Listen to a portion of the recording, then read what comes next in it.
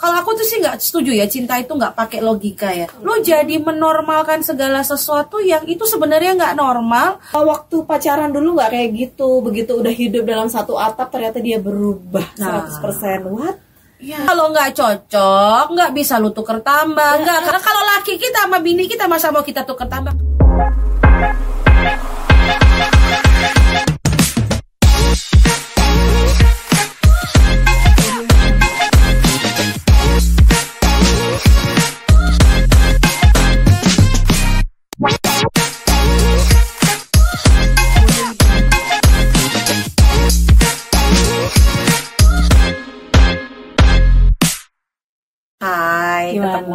Ketemu lagi kita ya. Lu bosan gak sih ketemu gue? Enggak sih ya. Enggak ya? Kalau aku tidak bertemu denganmu adalah merindukanmu. Aduh, berasa gue lollipop gitu ya. Ya gimana ya saya, karena itu tadi, karena di episode sebelumnya kita bahas tentang nyaman ya, tentang nyaman. Apalagi gitu selingkuh ya kayak kan? gitu kan. Dan gue nyaman sama lu bukan maksudnya mau selingkuh ya. Bukan mau belajar gimana cara selingkuh tidak ketahuan loh ya. Tapi ya memang senyaman itu gitu ya. Emang bisa ya mengajarkan selingkuh tidak ketahuan? Bisa banget. Tapi ya cuma bukan kayak gitu, loh peran gue di sini. Dan yang paling penting lagi nih, kita kali ini mau ngobrol-ngobrol apa coba? Apalagi tentang itu loh. Ini masih relate dengan perselingkuhan, tapi ini intinya tentang rumah tangga. Masih tentang rumah tangga. Kita mau bahas tentang KDRT, kekerasan. Wah, KDRT. Nah, soalnya ngeri-ngeri sedep juga ya. Soalnya aku tuh kadang bingung ya kalau misalnya KDRT bang, terus gitu kelihatan banget lukanya. Udah fix. Tapi kan ada juga tuh KDRT yang sebenarnya tidak terlalu terlihat gitu ya. Jadi luka tapi tak berdarah. Wah, gimana coba? Luka tapi tak berdarah. Bengep dong. Iya kan? Ini ya, kan bengep itu biru-biru itu kan luka tapi tak berdarah. Darahnya mandek gitu di dalam. Dan itu apa jadinya kalau itu ada di hati, perasaan. Hatimu yang mana? Aku mau nanya. Nah, hati mana? Hati. Ayo, hati sebelah mana? Hati sebelah sini. Iya. Sampai bingung ya. Oh, ini hatiku. Oh, itu ya, ini hatiku yang kuberikan padamu. Nah, itu obrol hati dong kita. Jadi ya itu kan KDRT itu kan kalau misalnya kelihatan aja langsung kelihatan ya, dari misalnya dari verbal ataupun misalnya dari fisik. Tapi ada juga tuh kekerasan dalam rumah tangga itu kan ada yang kayak apa ya namanya, psikis gitu ya. Jadi kayak seolah-olah tuh tidak ada membekas dan orang lain masa iya sih, karena dianggap pasangannya tuh pasangan yang romantis misalnya apa, tapi ternyata dia tidak merasakan sepenuhnya secara psikis terpenuhi gitu ya. Nah bukan seks juga bukan, tapi kenyamanan yang lain gimana ya. Nah itu apakah juga itu termasuk KDRT atau memang hanya baper saja? Nah kita bahas tentang KDRT dalam rumah tangga, gimana? Kita ketika bicara KDRT, kekerasan dalam rumah tangga, itu kita tidak hanya bicara bahwa terluka secara fisik. Fisik ya itu salah satu yang sangat nampak ya, kekerasan secara fisik kayak gitu. Fisik itu kan juga ada banyak ya. Entah dia dipukul, entah dia dijambak, entah dia digampar, entah dia mungkin ditendang, ya kan, itu fisik. Jadi efek dari fisik itu nampak sekali ya. Entah dia berdarah, entah mungkin yang dia bengkak, entah mungkin dia kenapa-napa, patah tulang atau apa.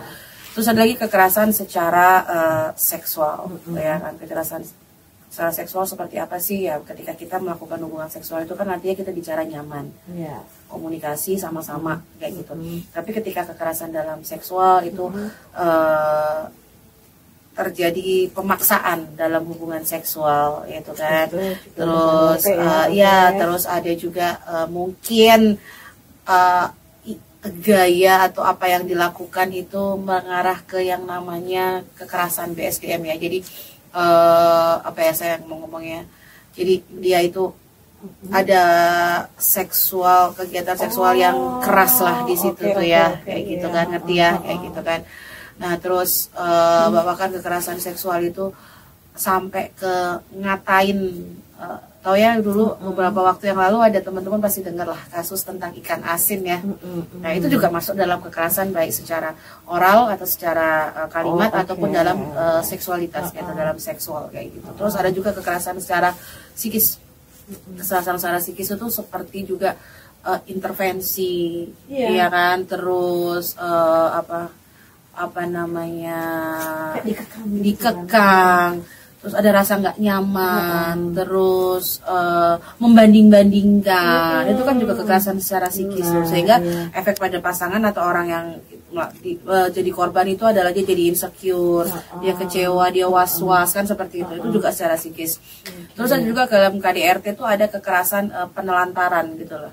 Ya sebagai penelantaran, ditelantarkan, jadi kita tuh nggak ada fungsi gitu yang laki-laki mungkin dia tidak bekerja, tidak menghasilkan, sehingga dia tidak menjalankan kewajibannya sebagai kepala rumah tangga, pun juga yang perempuan, wanita mungkin tidak memperlakukan pasangannya dengan sebagaimana diperlakukan, terus kewajiban-kewajiban yang tidak dipenuhi, terus hubungan dalam rumah tangga yang tidak terpenuhi, itu juga masuk dalam penelantaran, nggak pulang ke rumah tanpa kabar, nah itu juga dalam penelantaran itu kan. Itu udah masuk KDRT. Oh iya, gitu ya? Terus membatasi atau melarang pasangan untuk beraktivitas tanpa sebuah penjelasan.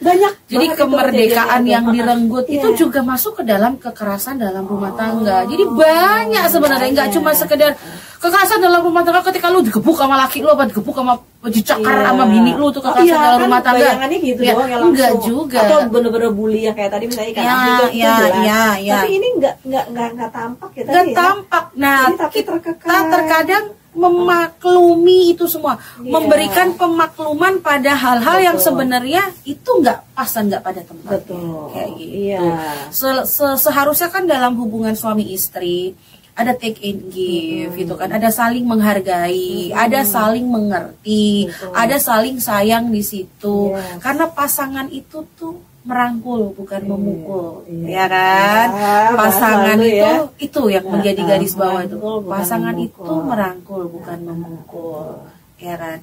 Jadi itu yang buat saya, loh, kenapa sih sampai kekerasan dalam rumah tangga itu terjadi?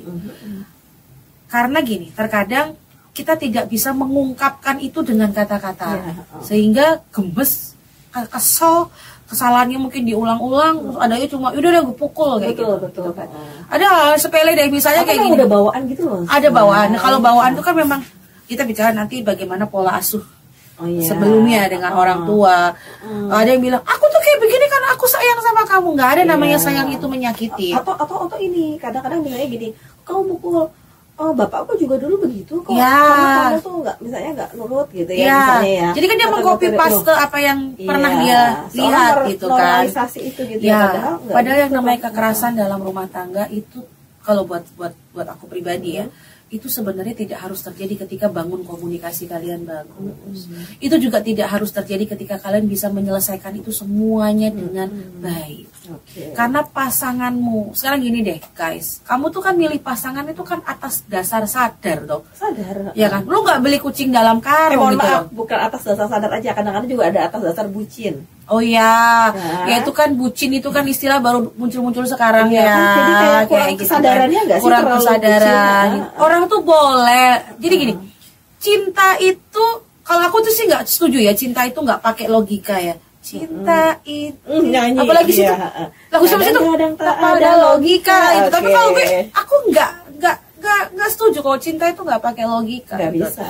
Karena ketika lu cinta lu buta.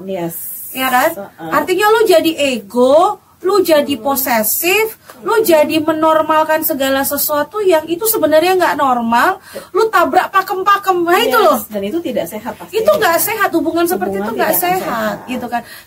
Harusnya ketika lu cinta, logika lu tuh jalan, iya kan. Hal yang sepele deh. Sekarang ngomongin begini, ini kadang-kadang saya tadi, makanya di episode yang sebelumnya kalau teman-teman mungkin belum dengar, coba teman-teman dengar gitu kan. Apa sih syarat dalam rumah tangga yang harus dilalui? Satu, yang harus dipegang ya. Satu, komunikasi. Dua, ekonomi. Yang ketiga, seks. Ini misalnya nih para kaum Adam nih. Para kaum Adam. Karena gue juga punya anak laki, gue juga punya anak cewek. Lu juga iya kan? Lu punya anak laki, lu punya anak cewek.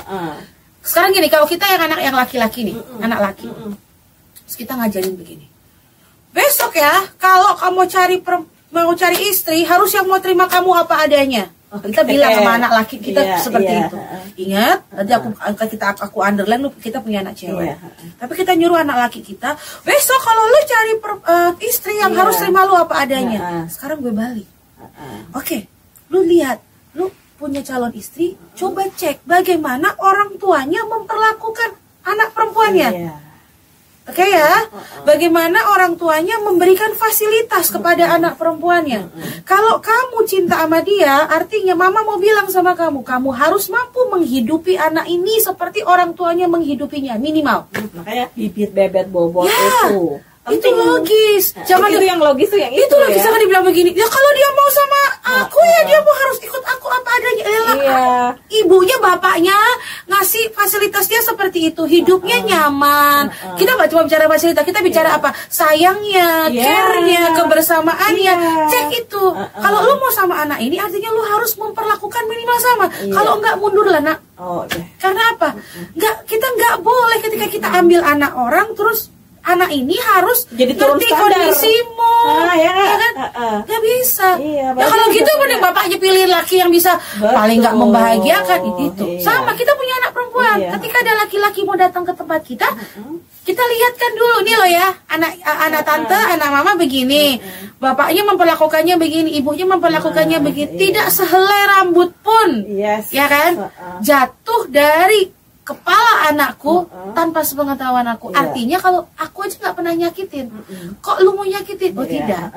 Nah itu jadi logika tetap harus dipakai. Cinta oke, guys. Makanya saya tuh selalu pernah bilang di luaran sana, kalian menikah awalnya kalian nggak cinta, nggak masalah. Nggak masalah.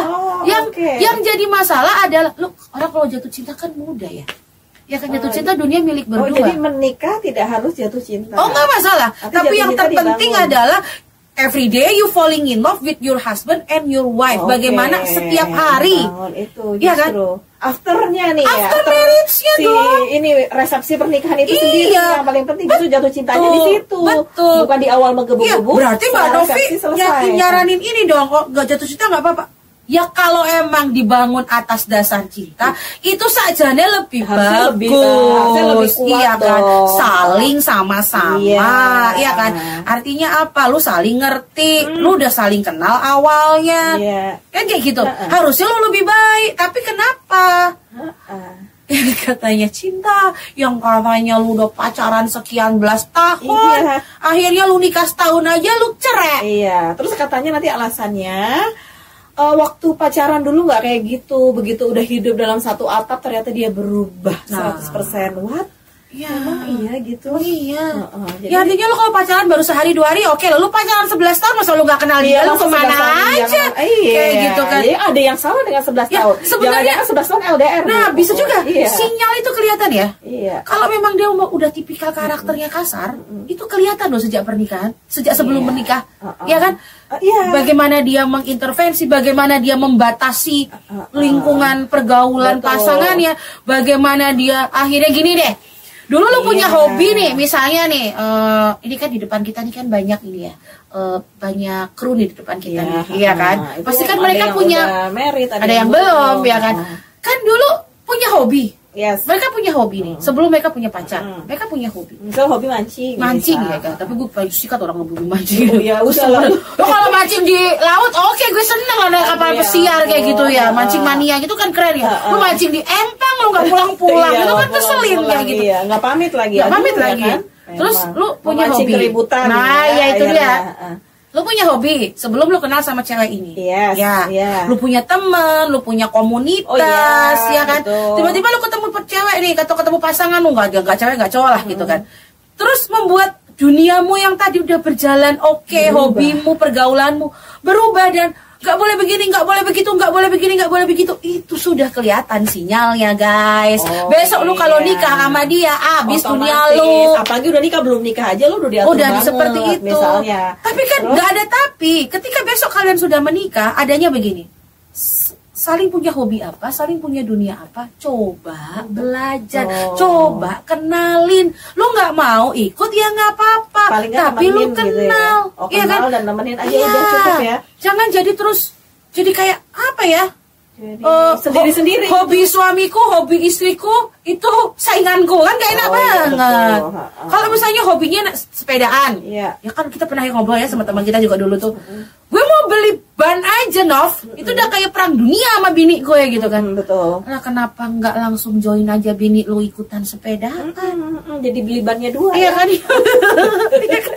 Terus kenapa tuh? Nah kadang-kadang kekerasan dalam rumah tangga itu terjadi karena apa itu tadi? Bangun komunikasi yang nggak bagus. Terus tidak adanya rasa saling memahami, saling mengerti. Terus hati-hati tadi yang gue bilang dari awal, kebucinan itu kadang-kadang akhirnya menutup semua. Ya. Nah, bahwa kan sebenarnya menikah itu kan bukan cuma buat sehari 2 hari, ya, setahun, menikah 2 itu tahun. ibadah paling lama. Nah, poinnya di situ. Ya karena laki lu, bini lu kalau nggak cocok, nggak bisa lu tuker tambah. Nggak kayak lu lagi nggak cocok sama satu mobil, lu beli tambah mobil, itu beda. Nah kalau laki kita sama bini kita masa mau kita tuker tambah? Kalau bisa gue tuker tambah laki gue, kayak gitu kan. Kalau ada tempatnya gue dikasih tahu, ntar gue juga tuker tambah. Beretur apa kan gitu kan. Maaf ya Pak Surya, ini memang kan. Ini kayaknya curahan hati. Jadi kan kalau gitu, gue pengen laki itu yang begini, yang kulitnya seputih ini, ya kan? Tapi yang bodinya mikirnya opa-opa Korea lu mah tahu terus kemana terus gitu. Yang nanti kayak gini ya. Terus temen gue, aku diginiin temen gue, yaudah lu buat robot aja. Oh iya. Ya kan? Lu buat robot. Nah, jadi sesuai dengan mau lu. Semua kayak gitu, di-install kayak gitu. Jadi memang KDRT ini sebenarnya sinyal-sinyal itu seharusnya sudah bisa dirasakan sebenarnya sebelum masuk pernikahan. Beda halnya kalau itu ya, kalau menikah tapi dijodohkan itu beda cerita ya. Kalau dijodohkan mungkin kita memang tidak tahu sebelumnya seperti apa. Betul. Tapi kan kalau seperti itu ya berarti orang tua yang menjodohkan juga tentunya ikut bertanggung jawab dong harusnya ya. Karena kadang-kadang itu juga terselubung sih ya. Iya, Ya kan nggak kelihatan juga ya. Ya. Cuma kalau kita selalu sering berdekatan itu lama-kelamaan juga tahu gitu terus kan. kayak gitu tuh kan sebenarnya ada triggernya ya. Jadi artinya gini, misalnya laki-laki yang kasar gitu ya. Kasar yang dia mau bom sama istrinya gitu kan. Nah, itu artinya apakah mungkin sifat seperti itu dimiliki saat pernikahan itu atau memang sebenarnya ada sesuatu nih, ada yang dia lihat atau sebenarnya dia sudah punya potensi itu gitu, tapi baru keluar ke trigger setelah misalnya mungkin istrinya nggak nurut misalnya ya, seperti itu. Tapi terus apa kabar juga dengan perempuan ya? Oh, perempuan kesel terus gampar kan, laki kan berarti sama aja ya? Iya sama, jadi gini loh, KDRT itu nggak cuma terjadi pada laki-laki ke perempuan ya, karena memang tidak melulu korbannya itu perempuan, laki-laki juga bisa menjadi korban dari KDRT. Tapi kan itu kebiasaan kan? Ya, udah jadi punya ya. Gini, sifat kasar itu tidak bisa muncul serta-merta ya. Ya, pasti ada stimulus, jadi ada pencetus sebelumnya, ya kan. Nah, apakah itu dia bisa keluar seketika atau bertahap keluarnya? Tapi kekerasan atau orang yang keras, orang yang main tangan itu nggak bisa muncul seketika saya. Ya kan. Kalau emang udah produknya kalem diem begitu nggak akan semudah. Jengkelnya itu kan dia nggak akan. Ya boro-boro manusia semut aja dia biarin jalan atau dia cariin jalannya kan nggak mungkin dia melakukan itu kan.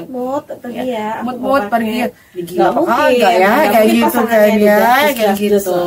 Nah, jadi nggak bisa muncul serta-merta. Jadi pasti ada stimulus. Sifat seperti itu tidak mungkin ya. Ya, dia kan dibentuk dari kebiasaan, dari karakter, dari dari kebiasaan, dari lingkungan gitu kan, dari apa yang dia lihat, apa yang dia dengar, juga apa yang pernah dia rasakan, itu terbentuklah satu tindakan kekerasan itu. Nah, apakah itu bisa muncul atau tidak, ya si yang bersangkutan itu gitu kan. Mungkin dia bisa nahan, ya kan, tapi ada satu fase yang mungkin dia nggak bisa nahan. Tapi kalau yang itu terus-terus melakukan secara repetisi yang berulang, nah berarti ada sesuatu yang salah sama dia gitu loh. Tapi kita harus lihat ya, dari KDRT itu terjadi, itu pasti ada sebabnya. Ya tentu. Ya kan? Pasti ada sebabnya. Kenapa? Meskipun kita tidak membenarkan hal itu ya. Kalau perempuan, kalau laki-laki lebih sering ke fisik ya. Fisik ya gitu ya. Kalau perempuan itu lebih juga ke Yang kayak- sama sih gestur badan ya, say. Lo lihat nggak sih kalau misalnya ya laki-laki tuh tiba-tiba gimana mukanya terus bertanya dan ini. Kok jam sini belum pulang? Kamu kok belum pulang? Udah makan belum? Kok pergi sama siapa? Ini apa? Aduh, Gusti, kayak gitu itu sudah termasuk. Karena apa? Loh, kalau aku ya, gue punya prinsip begini. Ketika di luar, meskipun aku sering bareng sama lakiku, mau kerja, mau apapun aku bareng sama dia. Tapi sebelum ini terjadi, nah kita bicara sebelum kontinuitas activity ini terjadi, itu ada sesuatu di belakang yang membuat ini terjadi, ya kan? Karena gue tuh capek dikatain, lu ditanyain kemana, sama siapa, terus abis ini lu pindah kemana, gue harus report gitu loh. Gue pindah ke satu tempat ke tempat yang lain, gue harus report. Terus gue harus menjelaskan si A ini siapa, si B ini siapa, gitu kan? Kelamaan ya. Buset deh, gue kok capek ya, gitu kan? Begitu juga dia, gitu kan? Aku pulang kantor harus pulang kantor jam sekian, aku rapat begini, gue capek ya. Akhirnya bareng aja gitu deh, kenapa sih? Itu jadi solusi ya. Itu jadi solusi. Meskipun waktu itu juga perang dunia sama aja, gitu kan? Nah, tadi gue mau ngomong apa? Lupa. jadi tadi intinya itu kekerasan dalam rumah tangga itu terjadi ketika misalnya suami istri tadi itu sendiri-sendiri gitu. Sendiri-sendiri apanya? Aktivitasnya. Gitu. Berarti lu dengerin gue ya. Punya kesenangannya sendiri-sendiri lah ya. Aku pikir lu nggak konsentrasi kayak gitu. Jadi itunya sendiri-sendiri, kesukaannya sendiri-sendiri. Terus kita coba deh bersama. Terus juga itu tadi ya meminimalisasi hal-hal yang kayaknya itu kan tadi kan kekerasan rumah tangga bisa jadi yang tadi kayak posesif itu loh bagian dari sehingga akhirnya kita pergi bareng-bareng itu juga ya Nah, jadi inget gue sekarang pintar lu sekarang ya jadi ingatan lu agak tajam gitu kan. Terus kayak gini loh, kalau kalian itu kegiatannya sendiri-sendiri, terus tiba-tiba ditanya, diintervensi begitu, itu juga salah satu dari indikasi kekerasan, gitu kan. Meskipun ada yang dibalik bilang begini, itu kan peduli sama pasangan.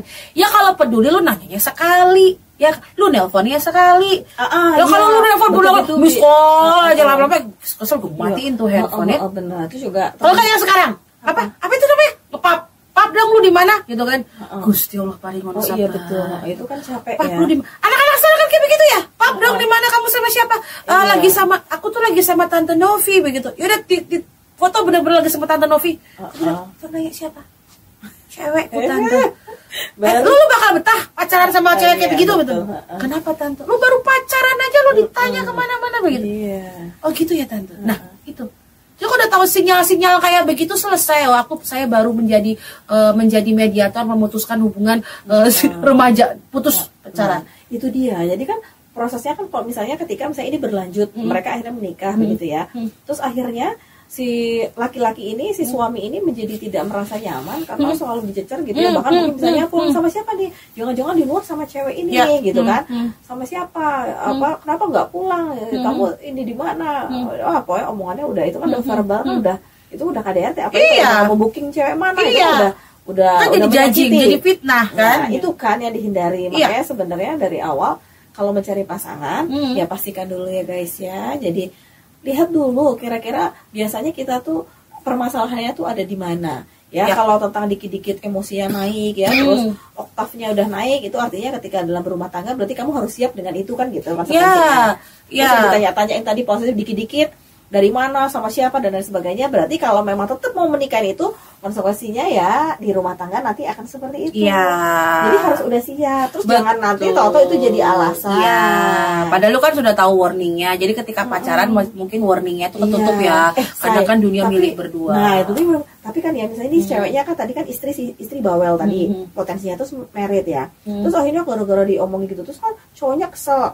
Akhirnya cowok itu sebenarnya si suami tidak punya background yang melihat sosok ayahnya, role modelnya mukulin emaknya misalnya. Tapi gara-gara bawel kagak bisa berhenti itu ngomong bininya, akhirnya juga gitu. Bahkan tadi aku bilang bisa kekerasan kan tidak muncul serta merta. Mungkin dia mangkelnya sama bininya nggak cuma sehari 2 hari, mungkin udah lama. Tapi dia gue sabar, gue diam ya. Pada akhirnya tanpa kadang kan kita begini ya, ketika posisi kita sedang nggak enak, nggak baik-baik saja, tiba-tiba ke-trigger begitu. emosi kita kan kadang meledak-ledak, dan pada akhirnya ya begitu, kayak gitu kan. Jadi lagi-lagi introspeksi ya. Jadi kayak gini ya teman-teman, ketika tiba-tiba ya terjadi kekerasan dalam rumah tangga yang mungkin selama ini suaminya atau istrinya tidak pernah melakukan itu, tiba-tiba ada satu cekcok, akhirnya berontak sampai seperti itu. Oke, jangan terus tiba-tiba langsung show up kemana-mana. Aku mengalami kekerasan dalam rumah tangga. Oke, cek dulu. Saya selalu bilang, cek dulu. Cek apaan? Cek dulu. Ada apa? Apa yang terjadi? Ini tadi karena apa? Ya kan? Tetap kembali ke introspeksi diri. Kecuali kalian tuh everyday, tiap kali sudah sering mengalami itu. Ya kalau sudah ngalamin itu terus-terusan, ya jangan lu simpan, lu speak up baru sudah 3 tahun 5 tahun lu speak up kayak gitu kan. Betul. Apalagi sudah mengancam jiwa, ya jangan. Tapi kalau misalnya tiba-tiba loh dia nggak pernah seperti itu, ya kan, terus tiba-tiba dia bisa ngamuk, coba tanya dulu, coba cari dulu solusinya, why, ada apa. Tapi kalau itu sering berulang terus, baru apalagi sudah membahayakan nyawa kamu dan nyawa anak-anak mungkin ya. Nah itu, jadi terus kita juga gimana sih caranya sih menghindari kekerasan dalam rumah tangga kayak gitu kan. Kembali ke tadi ya, ketika bangun komunikasi kita bagus, hubungan kita bagus, terus visi dan misi keluarga kita jelas, mau kemana, mau dibawa kemana, kekerasan dalam rumah tangga itu akan minimal terjadi. Meskipun tidak zero ya. Kalau zero enggak sih. Ketika gini ya, kamu ngerasa bahwa apa yang dikatakan suami, apa diskusi ini kok jadi kayak korban ya, gue kok jadi kayak yang dihakimi ya, jadi kayak tersangka ya, itu artinya secara psikis kamu sudah tertekan loh, artinya gue diintervensi nih, ya kan, artinya juga lu juga ngalami rasa takut, rasa kecewa, itu juga termasuk kekerasan sih sebenarnya, ya kan, tapi kan tidak semuanya kekerasan itu terus artinya benar-benar si suami atau si istri ini kayak terencana melakukan itu kayak gitu loh, enggak juga, itu ngalir. Kalau itu masih dalam toleransi kita ya oke lah. Ya kadang-kadang memang ada nggak sadar lah, namanya kalau kita dicekcok agak kebablasan ngomong sedikit. Tapi habis itu lagi-lagi kalau kita komunikasinya baik, you say sorry dong, kayak gitu habis kan. Itu kita say sorry, kita kemudian kita merubah kembali bagaimana ya kalau kita dalam kondisi kayak gini, mungkin sebelum kamu meledak gitu ya, lain kali mungkin salah satunya ngomong jangan sampai ngomong seperti ini sehingga kamu jadi ngeluarin kata-kata itu. Kalau itu kan jadi komunikasi, komunikasi dan itu kan solutif, ya kan. Oke, kita belajar dari sebuah kesalahan dalam berkata-kata, kesalahan dalam bersikap, sehingga kita tahu after that kita mau ngapain. Kalau gue lagi begini, lu jangan begini ya. Kalau aku begini, lu lebih baik begini ya. Kan itu solutif, ya kan. Tapi kalau udah mainnya udah gampar, mainnya udah apa, nah itu nggak menyelesaikan masalah sih, akan malah justru akan menambah masalah. Gitu. Dan ingat ketika anak-anak melihat itu, anak-anak akan mengcopy paste dan akan menyerap itu dengan sangat mudahnya. Artinya menurut mereka bahwa sayang itu dimanifestasikan dengan yang namanya kekerasan. Kan nggak bagus juga gitu kan. Nah kalau buat teman-teman yang udah ngalamin itu, misalnya walaupun kekerasan secara fisik pun kekerasan secara psikis, verbal ataupun secara seksual, dan itu sudah mengganggu dan membahayakan nyawa teman-teman, speak up lah dan ngomong lah. Jadi itu bukan aib. Jadi tapi hati-hati juga mungkin dengan konsep speak up itu sendiri. Ya bukan berarti kita keluar di sosial media. Kalau bisa maksudnya dihindarin yang itu dulu, atau di apapun itu sosial media kalian, tapi paling tidak misalnya kadang-kadang orang tuh mikirnya aku nggak mau cerita sama keluarga, takut membebani, takut aib, apa takut nggak dipercaya, malah kadang kan begitu. Takut nggak dipercaya. Tapi kalau memang misalnya itu terjadi, kan masih ada pihak ketiga nih ya, ada konselor, ada psikolog yang bisa bantu kalian bagaimana untuk menyelesaikan masalah itu. Jadi speak up itu juga harus cerdas. Dan teman-teman juga bisa kok langsung ke kantor kepolisian, kan juga ada perlindungan perempuan dan anak gitu kan. Ketika memang Anda mengalami itu, udah lari aja ke sana untuk bicara, untuk mencari perlindungan. Belum tentu juga nanti kalau ada lapor polisi pasti ada tindakan pidana ya. Tapi kalau memang kita kita mau menerima kembali dengan syarat dan ketentuan berlaku, kayak gitu loh. Jadi ada banyak faktor lah, kayak gitu. Dan yang paling penting lagi kan sebenarnya ketika misalnya di expose ke media ya, ke publik itu sebenarnya mungkin karena ini masalah ego ya saya. Jadi dia dendam gitu ya, pengen akhirnya orang lain tahu bahwa bagaimana perilaku pasangannya terhadap dia merasa terpuaskan. Tapi ingat, apalagi kita punya anak ya kan, tadi jejak digital yang tidak mungkin bisa dihapus.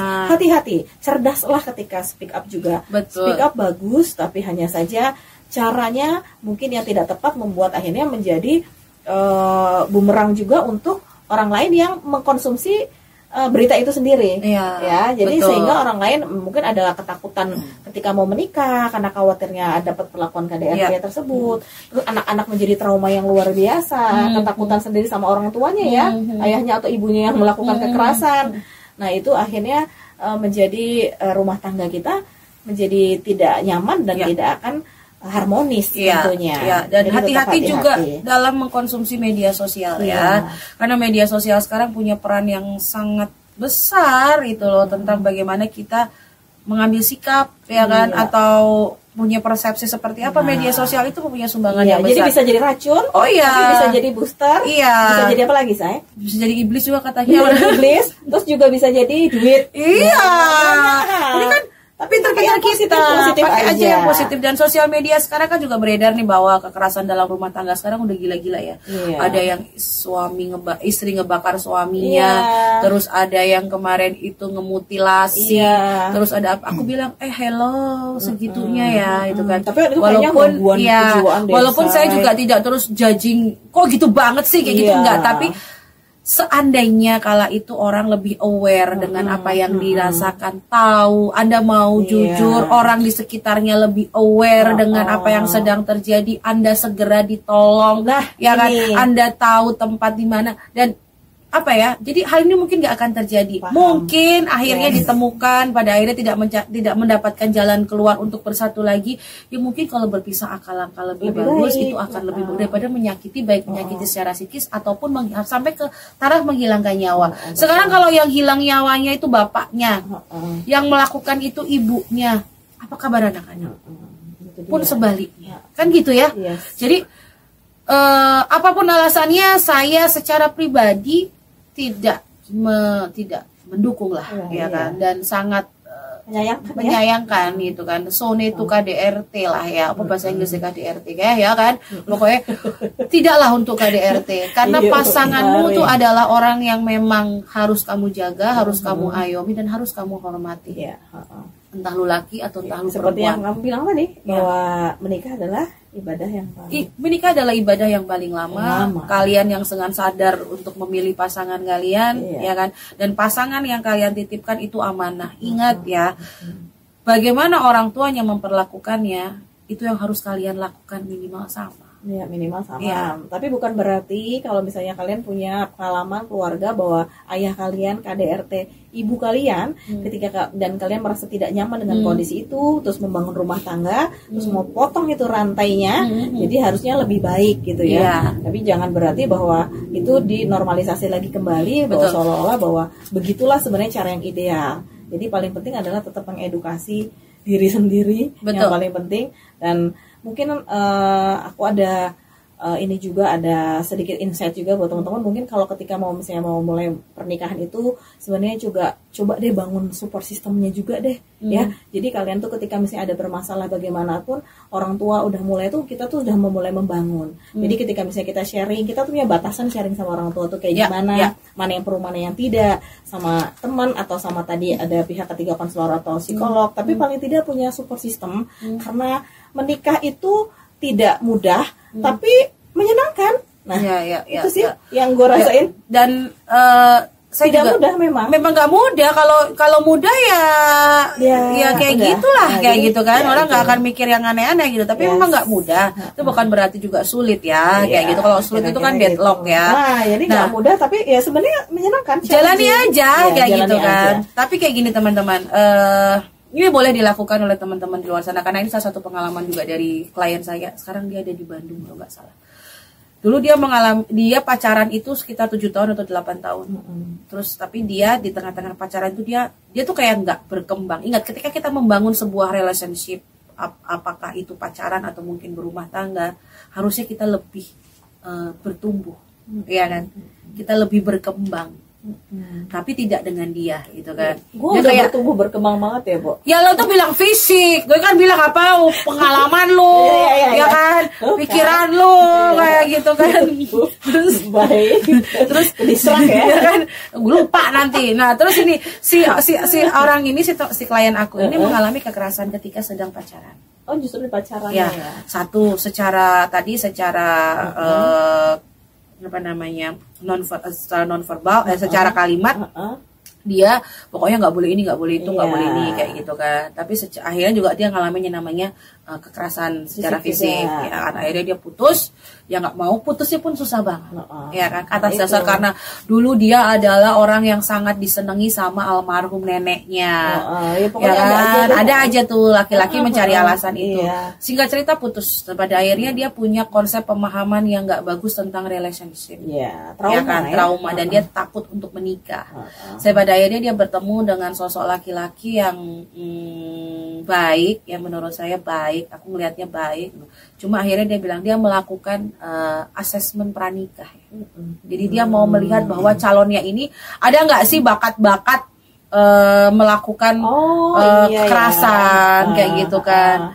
Itu bisa dilihat. Iya, jadi ada asesmen untuk pranikah dan juga ada konseling pranikah. Yang sebaiknya mungkin itu teman-teman juga bisa mengedukasi diri ya supaya bisa siap juga ya. Betul. Jadi tidak 100% mengiyakan. Jadi benar, asesmen itu tidak 100% terus benar bahwa dia begini dia begini. Tapi minimal teman-teman ada 70%, 80% yang udah masuk ke gambaran. Itu jadi modal buat teman-teman. Oh ya, kurang juga ya kalau tahu gue begitu kan dulu kan, jadi setiap ada laki mau ngajak gue nikah asesmen dulu. Asesmen dulu. Iya. Besok aku mau begini kalau gue mau punya calon mantu, screeningnya adalah asesmen dulu secara psikologi. Yang kedua lu asesmen nanti secara klinik. Yang aku mau dia melakukan general check up dan tes B20. Oh B20. Udah itu aja. Jadi kalau mau jadi mantuku, kalau anak gue yang pertama kan masih 13 tahun, anak gue yang kedua berapa ya lupa anak gue ya. 8 tahun ya, 8 tahun. Mau 9 kalau nggak salah. Anak gue yang ketiga itu 7 tahun mau 8 tahun. Ya hitung aja ya, ada nanti tunggu ya anak-anak gue dapat kerjaan shuttle. Nah, kalau mau jadi mantu gue syaratnya itu aja. Selain bibit bebet bobot ya kan itu harus ya kan. Terus ada 3 tadi. Asesmen psikologi, terus adalah check up secara fisik. Satu lagi yang saya minta adalah tes B20. B20 adalah itu ya, sabun colek. Iya, ada orang tahu lah. Ya, sudah kayak gitu ya. Itu aja kalau syarat menjadi mantunya Bunda Novi. Oke ya, jadi mungkin apa yang udah disampaikan sama Bunda Novi tadi itu bakalan bisa membuat insight buat teman-teman di sana yang mungkin mau menikah, tapi juga kira-kira buat teman-teman yang misalnya sudah menikah terus kayaknya berada permasalahan apa-apa, udahlah nggak apa-apa ya, semua masih bisa diperbaiki asalkan jangan sampai tadi kekerasannya membuat kalian menjadi terluka tadi, apalagi membahayakan diri bahkan ya, sampai mengancam kehilangan jiwa. Yang paling penting lagi adalah tetap semangat belajar, tetap semangat juga untuk lebih membuat mengupgrade diri gitu supaya karena apalagi kita nih sebagai ibu-ibu nih udah di rumah tangga nih, apa jadinya kalau kita ibu-ibu nih nggak mau belajar ya. Karena bapak-bapak emang kadang-kadang memang cuma mesin mencari uang kadang ya. Ya mending yang bisa jadi mesin pencari uang. Iya, bagaimana yang kagak? Kabar yang tidak? Apa kabar yang kagak? Bini gue yang kerja, jadi ada emansipasi wanita. Bini gue yang suruh kerja. Ya kita saling melengkapi lah ya. Kita mau belajar bareng. Betul. Ya, kalau tidak mau belajar wanita kadang begini. Ya kadang Bunda, rezekinya yang diberikan itu tidak melalui suami saya, tapi rezeki itu diberikan Allah melalui kita perempuan. Ya udah nggak apa-apa, udah nggak apa-apa aku kerja. Ya sudah kalau memang sudah tuh tapi sudah. Ya sudah, nggak usah diungkit-ungkit gitu menyalahi kan. lagi. Betul. Ada verbal yang tidak sesuai, akhirnya jadi masuk KDRT lagi. Karena saya perempuan ditakdirkan, dan saya bilang lah nggak usah perempuan deh, jadi bawa saya aja. Saya ditakdirkan menjadi tulang rusuk bukan tulang punggung. Ya kan? Tapi apa kabar perempuan-perempuan punya tulang punggung itu beda kasus ya. Ketika emang suaminya nggak ada, terus mungkin suaminya memang mengalami kelumpuhan dan yang lain-lain itu beda kasus ya. Tapi kalau suaminya ada, wujudnya ada, masih sehat, masih bisa bergerak, tapi suaminya di rumah dan akhirnya menjadikan si tulang rusuk menjadi tulang punggung, rasanya bagian gue citak tuh ya kaum Adam seperti itu. Kecuali emang kamu nggak bisa apa-apa lagi, it's okay. Kita men-take over, perempuan tuh bisa loh.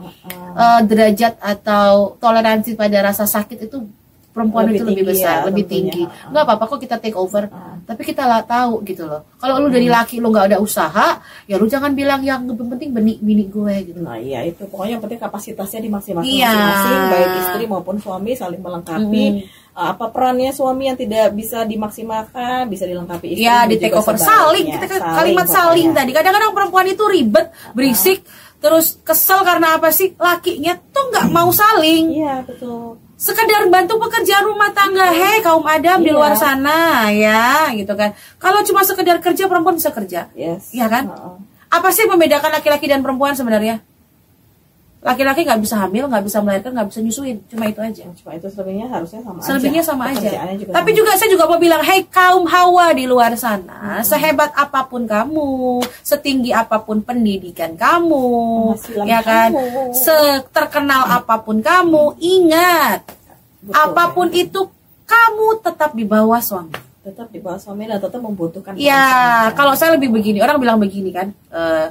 Di balik laki-laki yang sukses gitu berkali-kali kan orang bilang ya pantes nih laki lu begini, keren, kayak gitu kan.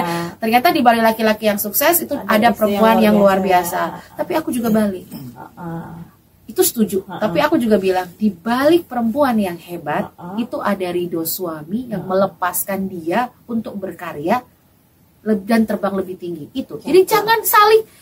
Kalau nggak gara-gara perempuannya atau kalau nggak gara-gara, nggak ada. Semua itu saling. Dalam rumah tangga itu saling. Itu aja. Nah untuk mencari kata saling ini loh. Itu. Walaupun kamu punya bini itu cuma ibu rumah tangga. Woi jangan membilang cuma 24 jam kagak lu gaji. Beda ya uang bulanan sama uang buat istri secara pribadi. Uang buat istri nih mohon maaf nih. Ini buat biar glowing. Ya skincare. Terus buat kongko, buat ngopi, buat bensin mobil apa bensin motor, buat sepatu, buat tas. Oh itu beda. Kalau lu samain uang belanja sama uang jatah istri, repot. Karena nanti takutnya nggak sesuai. Begitu, kok duit udah habis, wah jadi nanti KDRT kayak gitu kan. Nah gitu. Begitu kalau kita ngomongin rumah tangga tuh nggak habis-habisnya. Yang paling penting sih, semoga kita semua tuh sebenarnya sedang berjuang. Oke ya teman-teman semua di luar sana, bahwa kita semua berjuang dengan cara kita masing-masing. Dan yang paling penting lagi semangat terus buat berjuang untuk membuat rumah tangga kita menjadi selalu harmonis dan jatuh cinta berkali-kali dengan pasangan kita. Oke? Jadi pesan saya juga ketika nanti kamu mau atau ada hasad untuk ingin melakukan kekerasan pada pasangan kamu, stop. Dan ingat bagaimana perjuangan kamu untuk mendapatkan dia. Atau pertama kali kamu jatuh cinta sama dia. Nah, itu pesan saya. Ingat pesan Bunda. Ingat pesan saya. Oke, kalau begitu sampai jumpa di next episode. Bye.